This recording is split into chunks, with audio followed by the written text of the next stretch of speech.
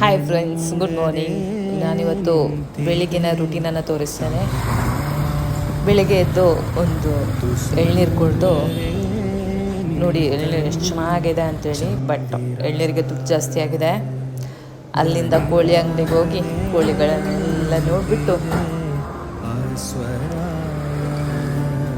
ಕೋಳಿ ತಗೊಂಡು ಅದನ್ನು ಕಟ್ ಮಾಡ್ತಿರೋದನ್ನು ನೋಡಿ, ಪಾಪ ಅವಕ್ಕೆ ಗೊತ್ತಿರಲ್ಲ ಇವತ್ತು ಲಾಸ್ಟ್ ಡೇಟ್ ಅಂತ ಹೇಳಿಬಿಟ್ಟು ಅಲ್ಲಿಂದ ತಿಂಡಿ ಎಲ್ಲ ಮುಗಿಸ್ಕೊಂಡು ಆಫೀಸ್ಗೆ ಹೊರಟು ಬಸ್ ಸ್ಟ್ಯಾಂಡಿಗೆ ಬಂದು ಬಸ್ ವೇಟ್ ಮಾಡಿ ಬೆಂಗಳೂರಿನ ಇಡೀ ಟ್ರಾಫಿಕ್ಕಲ್ಲಿ ಕೂತು ಸಾಕಾಗಿ ಹೇಗೋ ಬಂದು